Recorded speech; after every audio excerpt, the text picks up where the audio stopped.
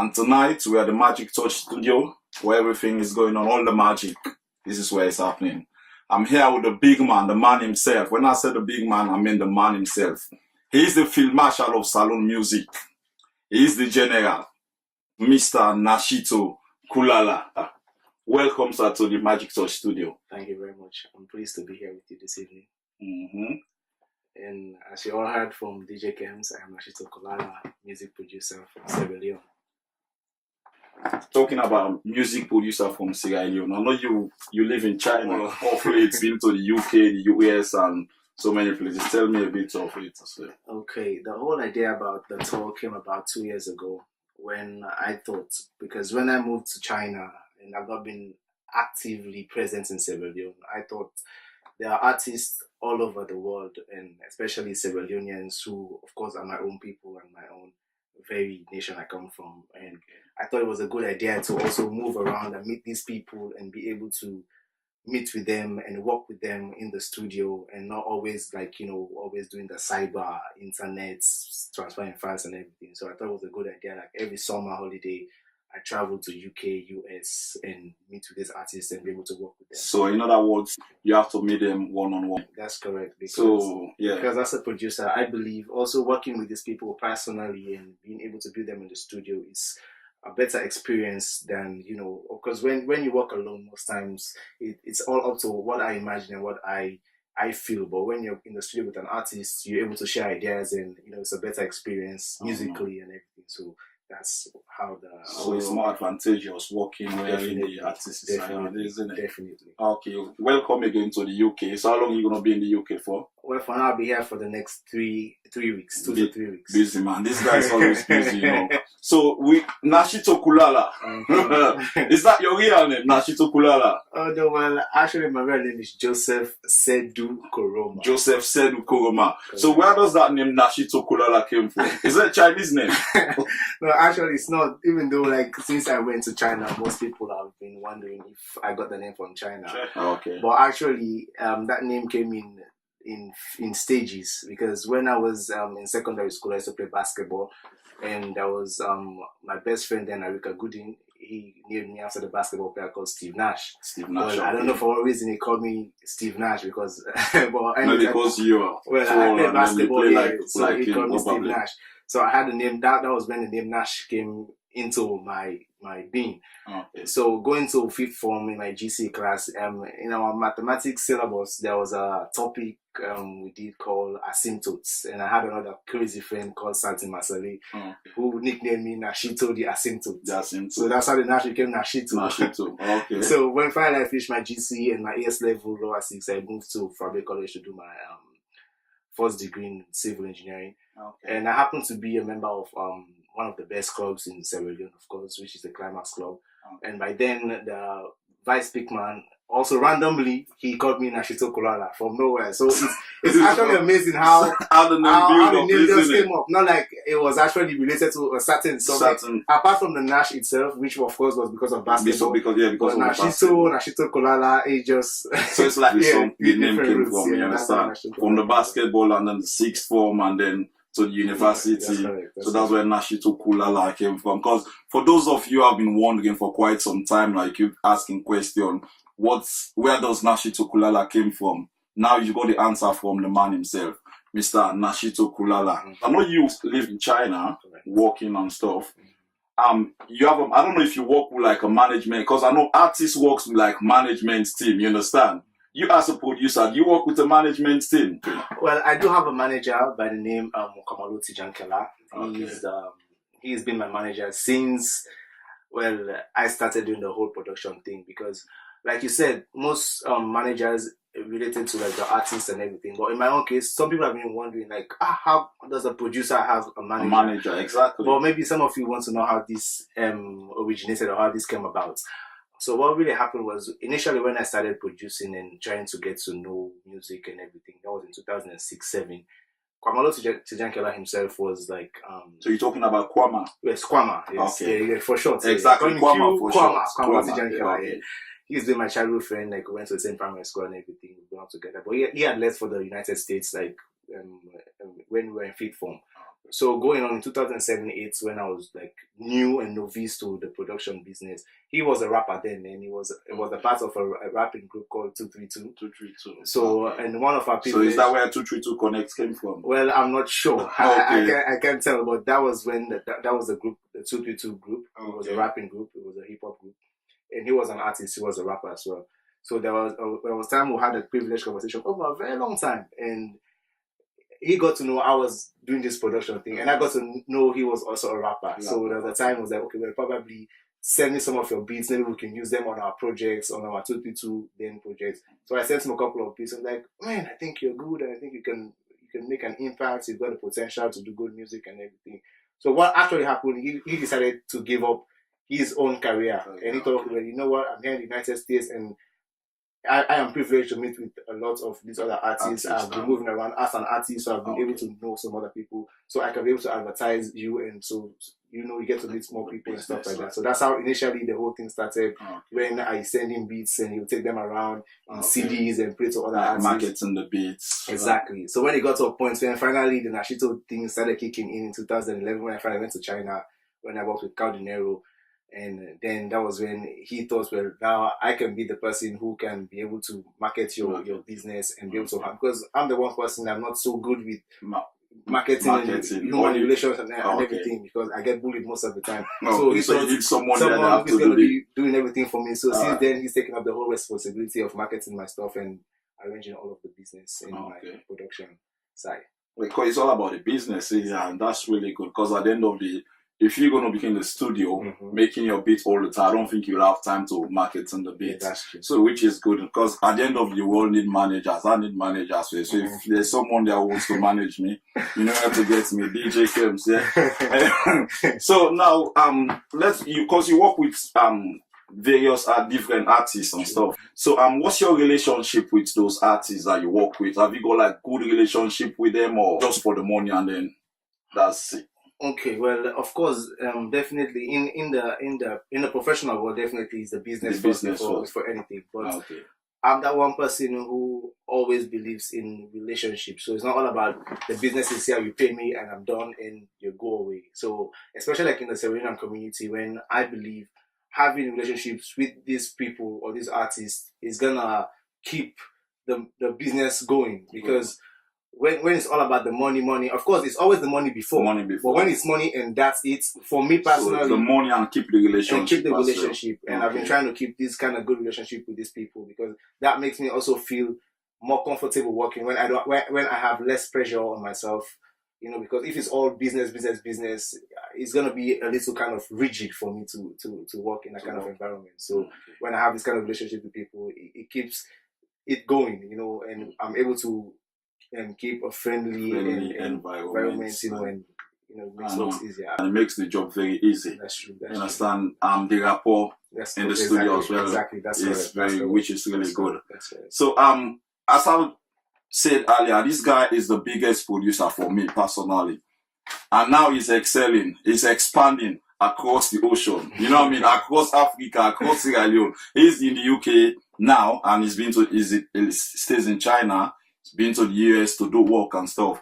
So now, my next question for you: 2014 to 2015 period, yeah. Correct. Yeah, you won so many awards. So let's talk about the awards that you've won already. How does it feel like to be an award winner, like the best among the rest? Well, definitely, it's actually a big motivation. It's a morale booster, and it tells me that whatever work I'm putting in, I am being recognized for it. You know, because at the end of the day, you know, of course, producing is one thing, and producing music and people listen to the music and having radio plays and everything is one thing. But when it gets to a point when you get a recognition and you've been awarded something, it is an accolade that I should be proud of that. You know, when you've been put in a category and you come out as a winner, I think it's a good thing for me. And that has actually kept me moving on and wanting to do more, because now I know it's not all about just working, but I know my work is being recognized and it's making an impact and it's changing lives and it's changing the phases of different stuff in the music industry. So I'm really proud of that, and I'm proud of myself. No, that's very good. And I'm proud of you as well. Once again, congratulations. Thank you for very the much. award. Thank you very much. We have so many engineers out there, people that makes beats like in the Nigerian industry, in the US. We have like people who do beats, like Dr. Dre does beats as well. And they grab the microphone as well, isn't it? You think that one day you grab the microphone and tell these boys that this is not how you do it. Let me show you how to do it this time. Yeah? Yeah. Okay, you see, in music, I believe in one thing. Well, definitely for me, I know, because before I actually became a producer, I used to sing. Okay. I was a singer, but I sang in church and led solos, wrote songs for the church and everything. I do know I have a place in singing somewhere, but not that I have not been able to focus on that, because I thought the producing part took most of my time and took most of my talents. You know what I mean? That's why I actually thought my talents was focused. So I decided to go in for production than singing.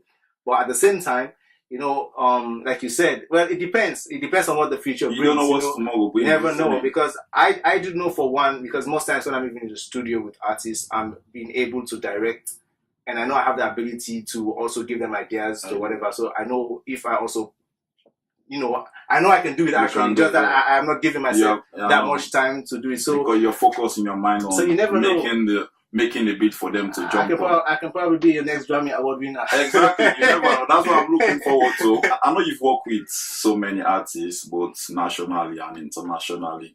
So I don't know if you feel like personally to just name like few artists for people out there to know who are these guys worked with. When I said big artists from Africa, you understand, not only Sierra Leone, you know, I'm going to ask him to say it himself. So who are the artists that you've worked with? Just name a few, not all of them, like Miss Sierra Leonean, in Sierra Leone and out of Sierra Leone. Okay, it's good if also ask me to just name a few, because I know, because you've worked. If you don't know, the list is endless, isn't it? So exactly, but of course, for those of you who are Sierra Leoneans and who listen to Sierra Leone music, at least for the past 3 or 4 years, you've been hearing that, shit up Kulala. So I guess you already know. I've worked with at least 95% of current Sierra Leone artists, from Cardi Nero, LJ, Shadow Boxer, Raheem, Ibizi, you know, Sugar Lulu, CC, a lot of these people, both new upcoming made artists and everyone, Dallas Bantan, you know. And also internationally, I've been privileged to work with people like Atom Pan, Samini, Terry G, who's done the Totally song recently, which is headlining his album. And there are also a few who, for safety reasons, I can't name right now. That's the video from Nigeria, and of course there are like at least 4 or 5 more people who are already on projects coming up. Well, which for safety reasons I can't disclose their names. So amongst those artists that you've named and then you've worked with, one artist you enjoy working with? Okay, one artist I've enjoyed working with, among many, because of course I would have given a list of at least 4 or 5 artists, but if I was to name one, that artist would be Ibizi. Why I said Ibizi is because he's that one artist who keeps me musically engaged whenever we're in the studio, because when he is working, he has mad ideas. Is the one artist who I believed, if only he had the skill to be a producer, would have been like a dope producer. Because whenever we work and the ideas he has, because he always helps me, and he's the one artist who gets that creative part of my work into what I'm doing.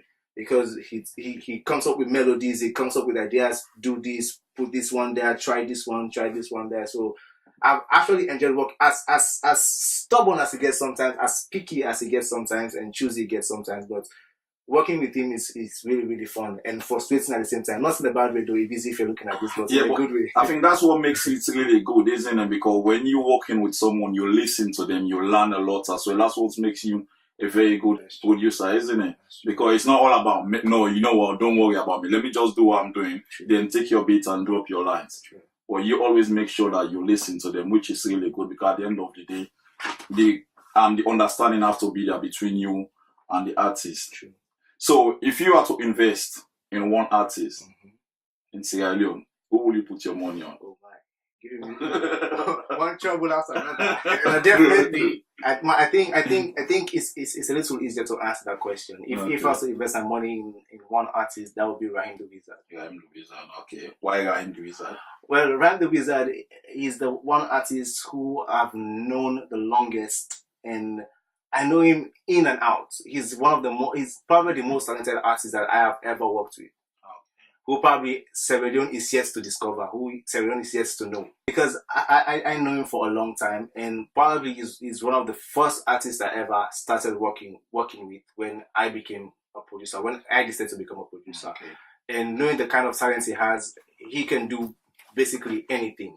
He's an R&B singer, he can do hip hop, he can do R&B, he can do dancehall, he can do anything actually. And I believe he's very talented, he's the one person who I know it only takes that money to and investment to get him to explode. And I believe that's I'm not talking about investment as well. I think that's one of the major problem we're facing now, isn't it? In the Sierra Leone music industry. Because there's no one person out there that wants to invest financially into the talent of this artist. What do you think? Why do you think we don't have that one person who will say that, you know what, let me invest? And so is it because the music is not making money, or is it because they don't trust in the ability of the artist? Or what do you think? Well, I believe there was a time when initially the whole music movement started in Sierra Leone.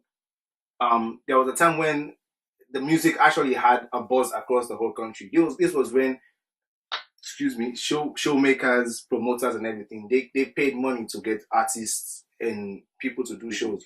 But over the years, it's quite unfortunate, even though the music has actually further improved from where we came from, but just the belief and the conviction that this music pays or this music is a money making something, that has gone away basically in the Sierra Leone community. And that's why now it's hard for a certain individual with as much money as he or she possibly has to invest in a certain artist or in a certain project, because that belief that the music makes money or is a music making business has somewhat gone down. So that's the problem we basically have right now. Because I remember back 2003, 2004 period, the Sierra Leone music was buzzing. Exactly. You understand? When someone goes to Africa, when someone goes to Sierra Leone in December, and when we will be waiting for them, is there any new song? Is there any new song? It's like, now for some reason, even though as you already said, the songs are far better, people are not that eager anymore like before. You understand? Well, I think it's about time we have to go back to basic, but something has to be done.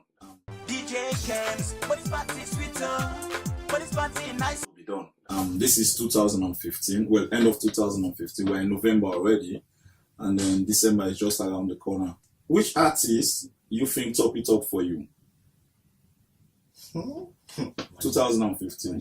She's gonna have my head chopped off in this interview. There's a girl I worked with who is new called Siahana. Okay, well, I know the song Sia, she called Laura. Okay. And I believe that was the song for me for 2015, which I produced. So you've answered both questions.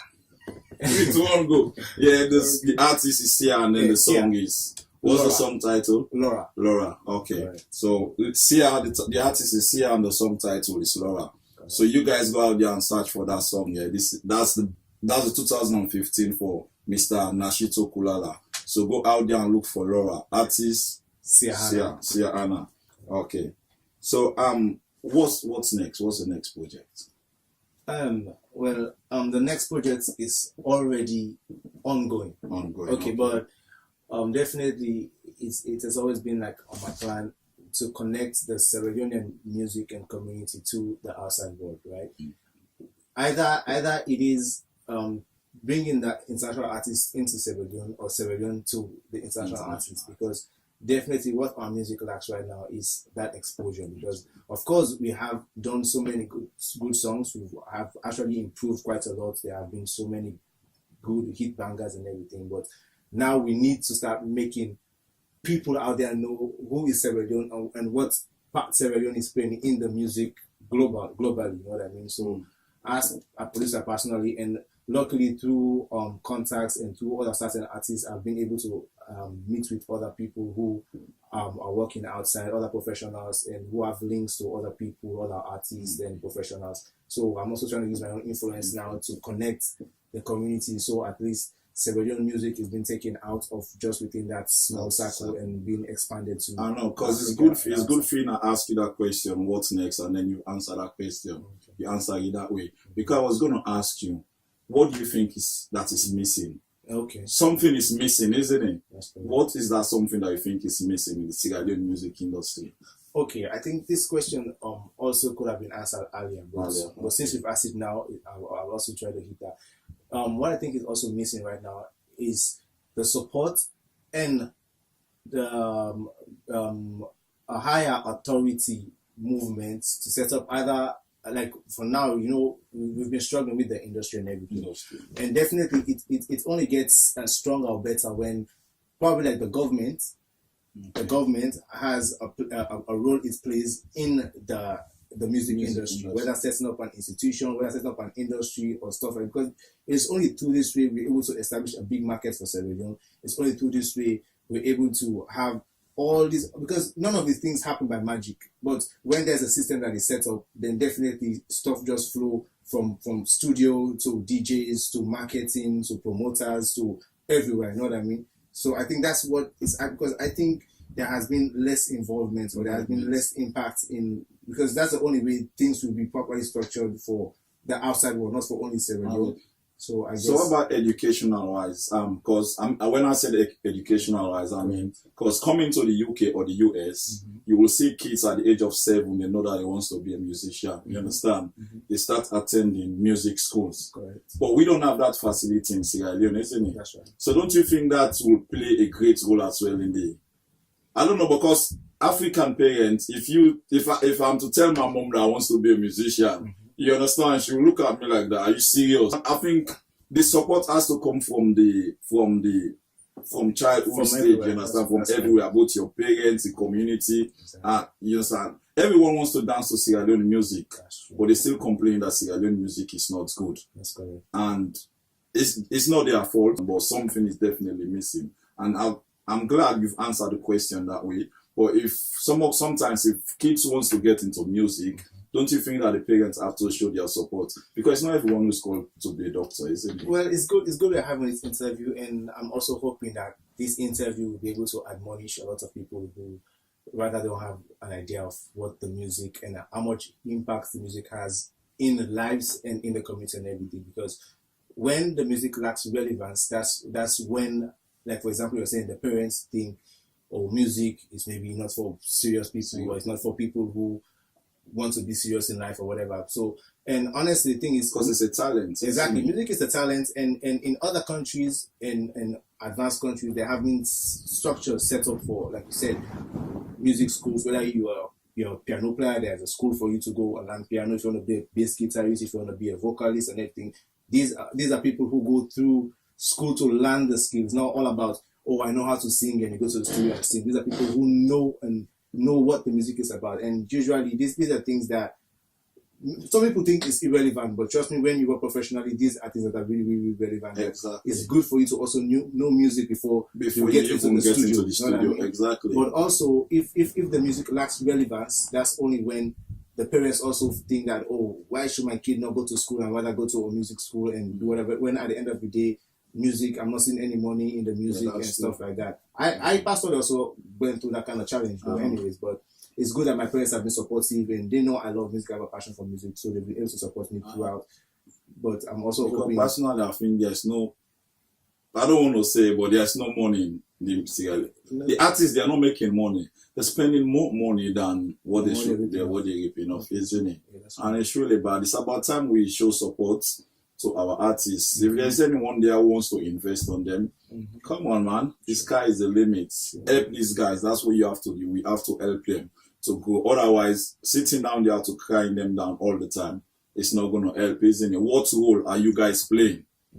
you should ask, if before you start criticizing them, you should ask the question, what role are we playing in order for them to develop?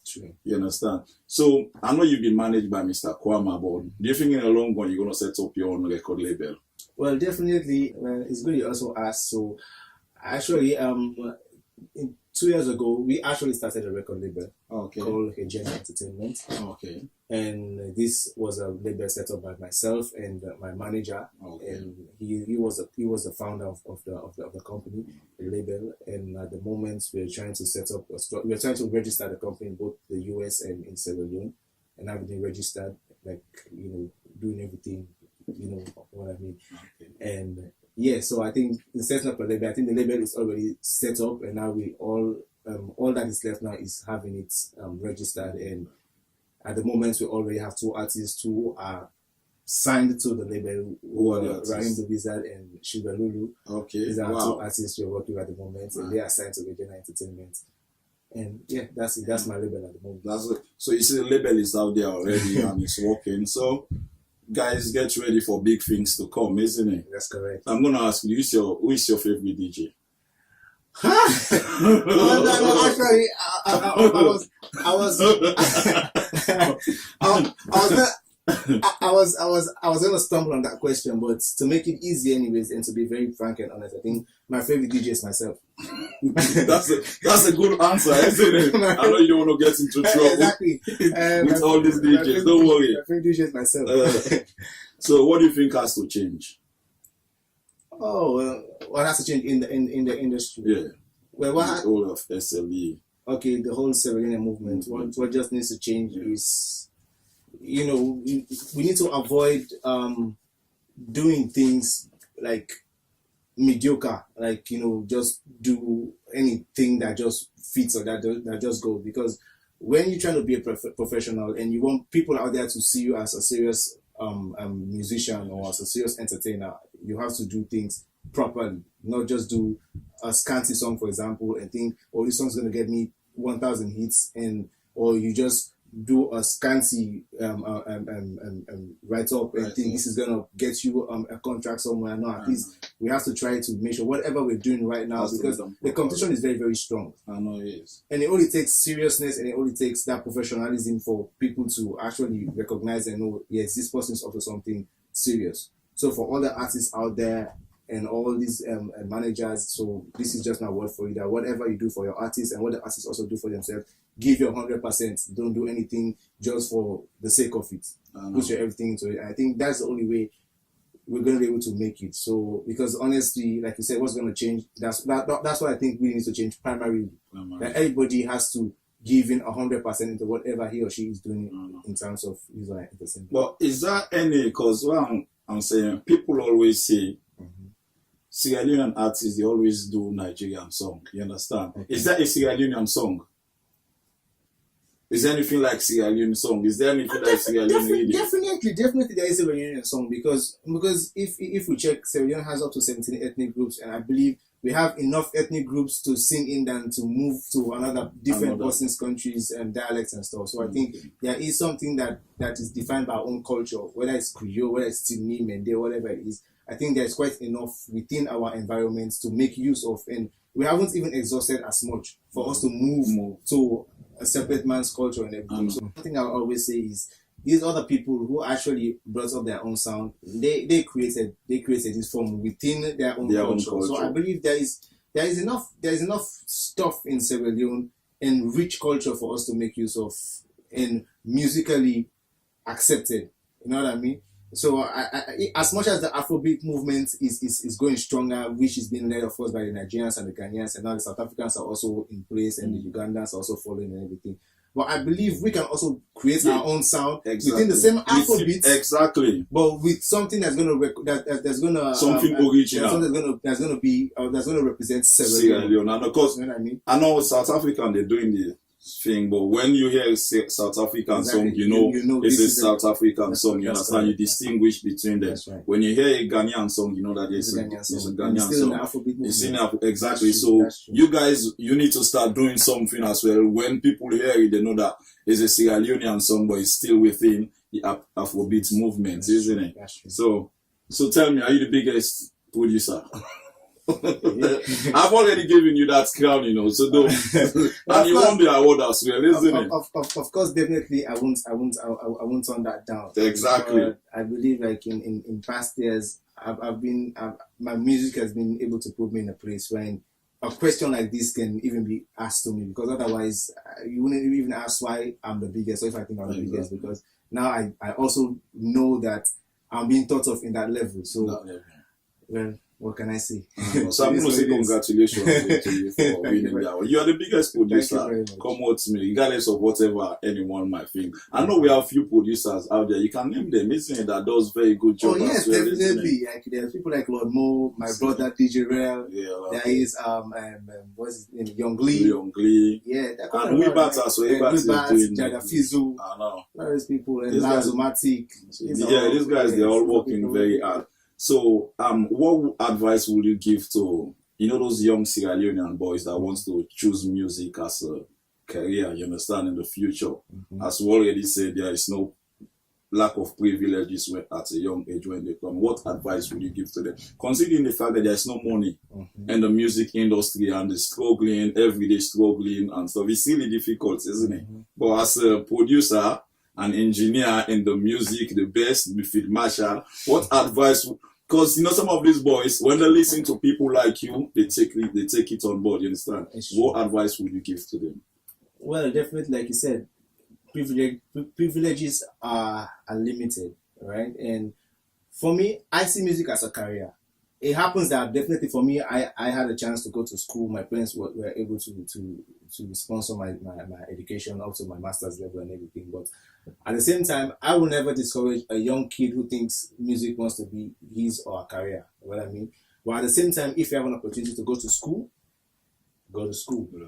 And music can always be there for you as something you're going to be able to pursue. But why I think education is also important, why I'm also advising that if and only if you have an opportunity to go to school, never leave that alone for music. That's my first advice. Because why? At the end of the day, you see, when we're trying to do international music and standard music and everything, intelligence is one thing when it comes to music. And you can only get that intelligence based on what you learn and what you know and your knowledge. That's what gives you the idea of how you even create a certain song or whatever it is. But my idea and my advice to all of these young kids who want to do music is, if you want to do music, go for it and believe in yourself, believe in your potential, work very hard, and make sure you mingle with the right people, make sure you work with the right people who, for one example, are not going to misuse your talent or pick you up and get what they want from you and they rip you off and let you go. Exploitation, that's something we've seen quite a lot going on in the industry and in other parts of the world. So know what you want and go for it. That's really good, If you guys want to be an artist, as you said, you have to believe in yourself. You know what you want, you go for it. Very simple, but at the same time, don't give up your education, you understand, because you want to go into music. Both can work side by side, isn't it? You can still be educated, exactly like the man himself. Yeah. So, which is really good. Of late, in the UK and in the US, so many Sierra Leonean kids, some were born in the UK and the US, some came when they were young, you understand, getting involved in most of these gang thing, violence, crime, you understand, gun crime, stabbing and stuff. And people like those boys, they listen to to your music that you created and stuff. And I'm sure they're going to be able to watch some of these interviews as well. You know what I mean? So what advice would you give to those boys to let them know that is not the right path? Well, definitely, the first thing is, to all the young boys and girls who are involved in whatever crime it is, first thing you need to know is you have a better place in the community. You don't want to live your life being chased by police or going in and out of jail and whatever it is. Believe that, in whatever it is, you only have to apply yourself in this life for be able to do something. And definitely, if you're involved in crime, drugs, or whatever it is, you're going to be running away from the cops all of the time, and you don't want to live that kind of life for the rest of your life. Just so you have a better place in the community, and you never know, you yourself can be able to impact other lives. So be a good example to others. That's all I can say. Because crime does not pay, isn't it? At all. There's just more trouble. Crime does not pay. You don't want to be running away from the police all the time. Because when you hold a knife, when you walk in the streets, some will say, I'm holding this knife to defend myself. Holding a knife, when you go out in the street, there's a possibility that you use it. And sometimes you want to scare someone, and things get out of hand, isn't it? And then before you notice, someone is dead. So you guys have to know that crime does not pay. Okay? So now, one last word, Mr. Nashito, to your friends out there, your family, the Sierra Leonean community, the music industry, the entertainment industry. Because when I'm talking about last word, I want you to say one last word to everyone out there, including me myself, DJ Kev. Okay, well, to start off, first of all, I want to appreciate and say a big thank you to the Magic Touch Entertainment for having me in the studio tonight. And I really appreciate the movements. I really appreciate the good work you guys have been doing. I've been following, and of course, you've been doing a good thing to improve the face of Sierra Leone and the African community through your own work you've been doing. And congratulations to you guys, and I pray you continue to do a good job and everything. And definitely I want to send a big shout out to my family, because of course if I'm sitting here today, it's because they raised a good boy who could be able to apply himself and definitely knew what was good and bad. And I'm here today. I'm not into any crime. I've never gone to jail. I've never been chased by police. And like I was saying to the young kids, that's just how it is. And to my friends out there, of course, you've been the best support to me, and you've always been there for me and everything. And to the music industry, definitely, I'm really proud of everything that's going on in Sierra Leone. Big up to all the DJs, to all the promoters, managers, and everyone in the entertainment industry. I'm really proud of Sierra Leone music. I'm really proud of as a Sierra Leonean and everything Sierra Leone has been doing for the past years and up to these dates. And I wish that we all try to improve and show more support to each other in the community and in the Sierra Leone industry. And everyone, just big up. It's your boy Nashito Kulala. I know. I said to you one last word there, but you know the past 18 months in Sierra Leone, you know the trouble that the country has went through now. And a lot of people have lost their life because of this Ebola. You understand? So what would you say to those people who have lost their relative to this Ebola? See, that's a sad part. That's why deliberately I try to just not include that in my whatever, because definitely the Ebola, we all know how much damage it has caused for our country, and it's one thing I'm also not usually so happy to talk about. But definitely all those who've lost their lives, to kids who are there homeless and who have lost their homes and everything, it's a sad thing for us all. But we just pray for God's intervention, that you'll all be comforted and you find a way and a place to move on in life. I know, because I saw a text today that said 3 more days, 19 nations to declare Sierra Leone Ebola free. So once again, people, this is your boy DJ Kems of Magic Touch Entertainment, and the man behind the camera is Mr. Richie of Magic Touch. So this is your boy Nashito Kulala. So I'm going to say thanks to you all for watching and listening until we come back to you again next time. So once again, thank you so much, Mr. Nashito Kulala. Thank you very much. DJ Kems, but it's party sweeter, but it's party nicer. Tell her picky them bad up, so they can call you DJ Kems, but it's party sweeter.